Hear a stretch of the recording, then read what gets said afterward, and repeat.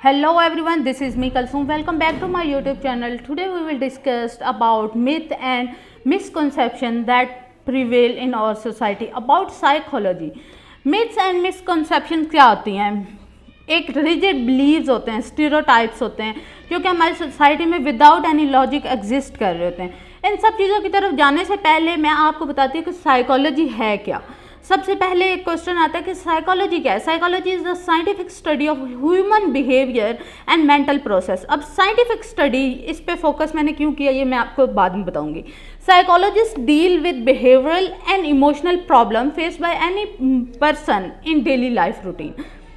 अब हमारी जो सोसाइटी है ना, उसमें साइकोलॉजी को कोई ख़ास इतनी अहमियत नहीं दी जा रही जिस तरह दूसरी सोशल साइंसेस को दी जा रही है। ठीक है, एक रिजिड स्ट्रिक्ट कल्चर बिलीव्स है जहाँ पे हम लोगों की जो वेरियस मिथ बनते हैं, स्टीरियोटाइप्स बनते हैं, लेकिन हम मेंटल हेल्थ को इतनी इंपॉर्टेंस नहीं दे रहे जिस तरीके से फिजिकल हेल्थ को दे रहे हैं। तो यहाँ पे कुछ मिसकंसेप्शंस हैं जिनके बारे में एग्जैक्टली मैं आज बात करने चाह रही हूँ साइकोलॉजी के बारे में। तो सबसे पहला जो हमारा मिथ है कि psychology is not a real science. बहुत से लोग ऐसा यकीन करते हैं कि साइकोलॉजी साइंस नहीं है। ठीक है, यहाँ पे क्या है, साइकोलॉजिस्ट ने सिर्फ बोलना ही है लोगों के बारे में, लेकिन ऐसा नहीं है।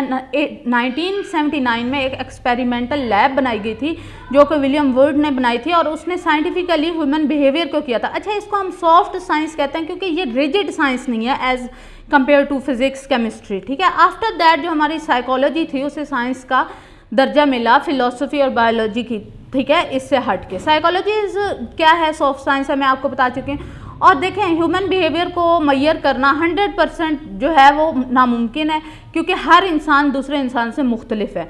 सो उसमें उतार चढ़ाव आता रहता है। दूसरी मिसकंसेप्शन ये है कि साइकोलॉजी इज ईजी। बहुत से लोग ये सोचते हैं कि साइकोलॉजी तो बहुत इजी है, ये तो कॉमन सेंस यूज़ करती है, लेकिन इन रियलिटी ऐसा नहीं है। इसमें स्टैटिस्टिकल साइकोपैथोलॉजी है, ये बहुत एक जो मुश्किल डिग्री है। ठीक है, और दूसरा, बैचलर के बाद कोई साइकोलॉजिस्ट नहीं बन जाता, उसके लिए मास्टर डिग्री करनी पड़ती है।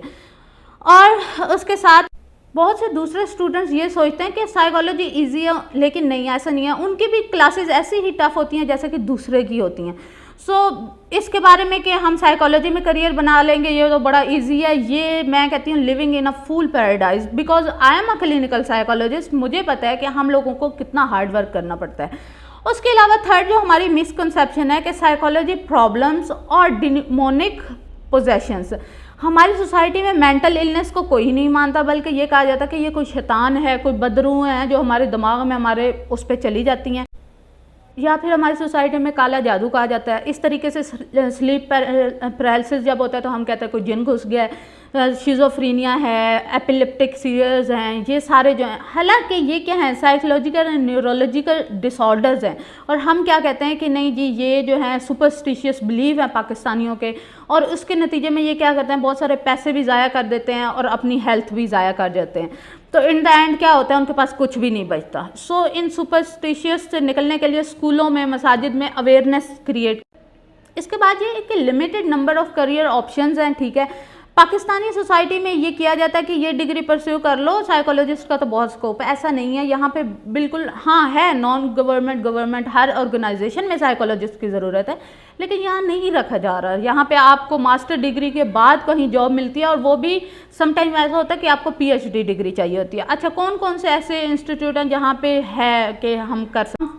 आर्म फोर्सेस हैं, पब्लिक सर्विस कमीशन है, हेल्थ सर्विस है, हॉस्पिटल वगैरह, एकेडमिक पोजीशंस हैं, एजुकेशनल साइकोलॉजिस्ट होते हैं, school counselling, higher studies institute हैं, इस तरह चाइल्ड साइकोलॉजिस्ट है, स्पीच साइकोलॉजिस्ट है, रिहेबिलिटेशन साइकोलॉजिस्ट हैं, HR consultant and many more option in the field. लेकिन पाकिस्तान में बहुत कम ऐसी चीज़ें यूज़ हो रही हैं। तो हम अब इन मिथ्स को कैसे कंट्रोल कर सकते हैं, मैं आपको ये बताती हूँ कि हम लोग अपने प्राइमरी लेवल पे, स्कूल लेवल पे जो है वो थोड़े से लोगों को अवेयर करने की कोशिश करें। Social media handles, print media, electronic media, उसके अलावा रिलीजियस स्कॉलर्स जो हैं मस्जिद वगैरह में अगर बात करते हैं, ताकि हम इनके जो सुपरस्टिशियस बिलीव्स हैं, टैबूज हैं, उनको ख़त्म करें। इसके साथ ही हमारी आज की वीडियो ख़त्म होती है। Thank you so much for watching. Please मेरे चैनल को लाइक कर दें, सब्सक्राइब कर दें, और इसके साथ ही हम मिलेंगे इंशाल्लाह नेक्स्ट वीडियो में। तब तक के लिए अल्लाह हाफिज़, take care and bye bye.